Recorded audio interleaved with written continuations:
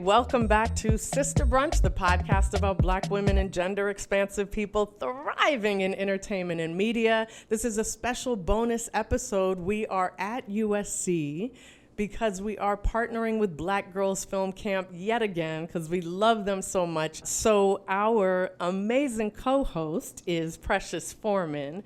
And I'm going to tell you a little bit about our guest, and then I'm going to hand it over to Precious, who's going to talk about her film for Black Girls Film Camp and ask our guest some questions. So our guest now is Zoe Marshall.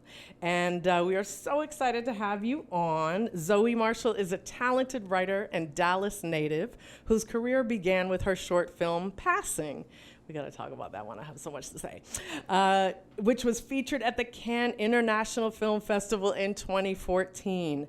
A graduate of USC's School of Cinematic Arts, so she is at home. Zoe has written for Charmed on the CW and has successfully sold pilots to HBO, Warner Brothers, and an original feature to Netflix. We need some tips. Her recent projects include the sports family comedy Fantasy Football, produced by LeBron James and streaming on Amazon, as well as TV credits on Peacock's The Best Man, The Final Chapter, and CBS's Elsbeth.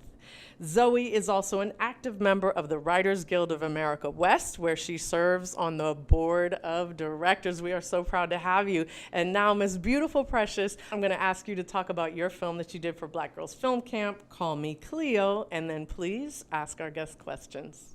Of course. Again, hi everyone. My name is Precious Foreman, and my film, Call Me Cleo, was the first short film I've ever done. And it's about a young girl named Cleopatra who goes down to the summer over her grandmother's house, and she quickly learns that, the generational tensions between her mother and her grandmother have kind of been come to a conflict where she finally has to confront it. So it's really about generational tensions between Black women, between grandmothers, mothers, and daughters, and how, we can work to change that and everything. So that's a little bit about my film. Thank you. Wow, but what first, a beautiful story. I have to ask about you, Zoe. I mean, I've heard, clearly so many incredible things, Fantasy Football, all these incredible projects. How did you get involved with the Black Girls Film Camp? So, I'm currently writing on a show called Elsbeth, and one of my coworkers, Erica Shelton Kodish, is on the board of Black Girls Film Camp. That's so dope. And she told me about it, and she's like, hey, would you want to participate? And I have a very Black agenda at all times, so of course I wanted to participate. Yes. Hello. Yeah, so this was an easy yes for me. Of course. I think that's so cool that there's so many different people in the Black Girls Film Camp who are involved. And it's everywhere in Hollywood, somebody knows somebody knows somebody. So I'm so glad to see it's expanding like that. But I wanted to ask about your involvement with the Writers Guild. First of all, can you kind of, explain to everyone what that might mean and also what your involvement is in that? Yeah. So the Writers Guild of America West is a labor union that represents writers, specifically screenwriters. So some people think screenwriters only write feature films. Basically, if you write anything for the screen, professionally, you are probably a member of the Writers Guild East or the Writers Guild West, depending on where in the country you live. And a labor union protects you from workplace abuses. The Writers Guild makes sure that we are fairly compensated and that we have fair and safe working conditions, that we aren't exploited, that we get a percentage of profits on the things that we write. That AI doesn't write for Exactly, us, that we're exactly that we're not all replaced by robots one day. Right. And it also, they deal with arbitration to make sure that credits are fairly attributed to the writers who did that work. In terms of my involvement, so I'm on the board of directors of the Writers Guild of America West. Okay. And I got involved because it was very important to me that young people and Black people were represented in the leadership of their labor union. Yes. So I was elected to the board at, I want to say I was 26. I was the youngest board member in the history of the Writers Guild. Oh my goodness. Wow.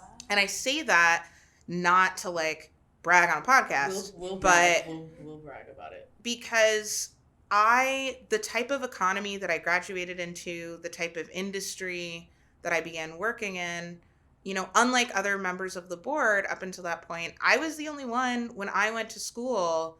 Film school cost me $62,000 a year. Wow. So the financial burden when you first get into this business is much steeper for my generation. And you need that type of perspective in your leadership of a labor union. At the time, I was not a homeowner, so someone who was renting in an apartment that was not rent controlled. I had a lot of student debt. And I'm a young Black woman who frequently people assume on set is the PA. And so it was really important to me to get involved in leadership, and I was elected by the membership, and I've been doing my very best to represent all kinds of writers ever since. And you had a major victory. Yeah.